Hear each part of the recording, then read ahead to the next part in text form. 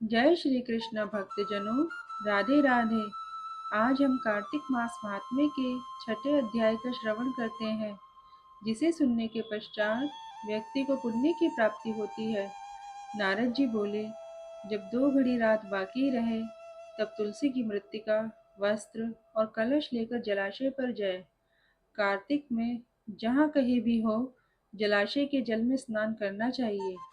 गर्म जल की अपेक्षा ठंडे जल में स्नान करने से 10 गुना पुण्य होता है। उससे 100 गुना पुण्य बाहरी कुएं के जल में स्नान करने से होता है। उससे भी अधिक पुण्य बावड़ी में और उससे भी अधिक पुण्य पोखर में स्नान करने से होता है। उससे 10 गुना झरनों में और उससे भी अधिक पुण्य कार्तिक में नदी स्नान करने से होता है। उससे भी 10 गुना पुण्य वहाँ होता है जहाँ 2 नदियों का संगम हो, और यदि कहीं 3 नदियों का संगम हो, तब तो पुण्य की कोई सीमा ही नहीं रहती। स्नान करने से पहले भगवान का ध्यान करके स्नानार्थ का संकल्प करना चाहिए। फिर तीर्थ में उपस्थित देवताओं को क्रमशः अर्घ्य, आचमनीय आदि देना चाहिए। अर्घ्य मंत्र इस प्रकार है। हे कमलनाथ, आपको नमस्कार है। हे जलाशय भगवान, आपको प्रणाम है। हे ऋषिकेश, आपको नमस्कार है। मेरे दिए अर्घ्य को आप ग्रहण करें। वैकुंठ, प्रयाग तथा बद्रिका आश्रम में जहाँ कहीं भी भगवान विष्णु गए हैं, वहाँ उन्होंने 3 प्रकार से अपना पांव रखा था। वहाँ पर ऋषि, वैद्य, यज्ञ सहित सभी देवता मेरी रक्षा करते रहे। हे जनार्दन, हे दामोदर, हे देवेश, आपको प्रसन्न करने हेतु मैं कार्तिक मास में विधि विधान से ब्रह्म मुहूर्त में स्नान कर रही हूँ। आपकी कृपा से मेरे सभी पापों का नाश हो। हे प्रभु, कार्तिक मास में व्रत तथा विधि पूर्वक स्नान करने वाली मैं अर्घ्य देती हूँ। आप राधिका सहित ग्रहण करें।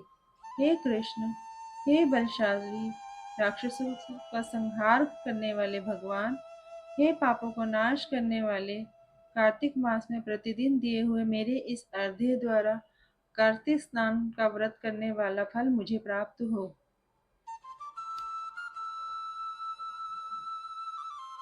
तत्पश्चात विष्णु, शिव तथा सूर्य का ध्यान करके जल में प्रवेश कर नाभि के बराबर जल में खड़े होकर विधि पूर्वक स्नान करना चाहिए।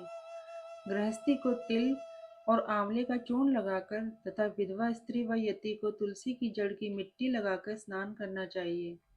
सप्तमी, अमावस्या, नवमी, त्रयोदशी, द्वितीया, दशमी आदि तिथियों को आंवला तथा तिल में स्नान करना वर्जित है।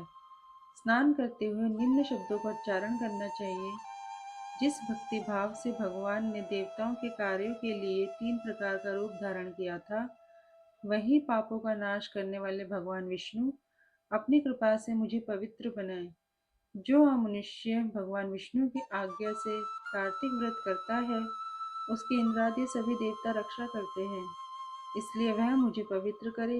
बीजों, रहस्यों तथा यज्ञों सहित वेदों के मंत्र, कश्यप आदि ऋषि, इंद्रादि देवता मुझे पवित्र करे। अदिति आदि सभी नारियां, यज्ञ, सिद्ध, सर्प और समस्त औषधियां व तीनों लोकों के पहाड़ मुझे पवित्र करें। इस प्रकार कहकर स्नान करने के बाद मनुष्य को हाथ में पवित्र धारण करके देवता, ऋषि, मनुष्यों तथा पितरों का विधि पूर्वक तर्पण करना चाहिए। तर्पण करते समय तर्पण में जितने तिल रहते हैं, उतने वर्ष पर्यंत व्रती के पितृगण स्वर्ग में वास करते हैं। उसके बाद व्रती को जल से निकालकर शुद्ध वस्त्र धारण करने चाहिए। सभी तीर्थों के सारे कार्यों से निवृत्त होकर पुनः भगवान विष्णु का पूजन करना चाहिए। सभी तीर्थों के सारे देवताओं का स्मरण करके भक्ति पूर्वक सावधान होकर चंदन, फूल और फलों के साथ भगवान विष्णु को फिर से अर्घ्य देना चाहिए। अर्घ्य के मंत्र का अर्थ इस प्रकार है। मैंने पवित्र कार्तिक मास में स्नान किया है। हे विष्णु, राधा के साथ आप मेरे दिए अर्घ्य को ग्रहण करें। तत्पश्चात चंदन, फूल और तांबूल आदि से वेद पाठी ब्राह्मणों का श्रद्धापूर्वक पूजन करें और बारंबार नमस्कार करें। ब्राह्मणों के दाएं पांव में तीर्थों का वास होता है, मुंह में वेद और समस्त अंगों में देवताओं का वास होता है।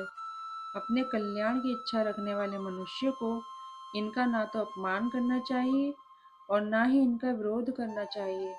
फिर भी एकाग्रचित्त होकर भगवान विष्णु के प्रिय तुलसी जी की पूजा करनी चाहिए।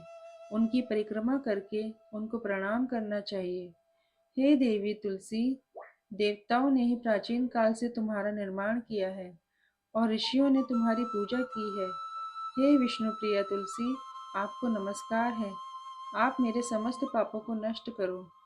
इस प्रकार जो मनुष्य भक्तिपूर्वक कार्तिक व्रत का अनुष्ठान करते हैं, वे संसार के सुखों का भोग करते हुए अंत में मोक्ष को प्राप्त करते हैं। इस प्रकार कार्तिक मास का छठा अध्याय यहाँ समाप्त होता है।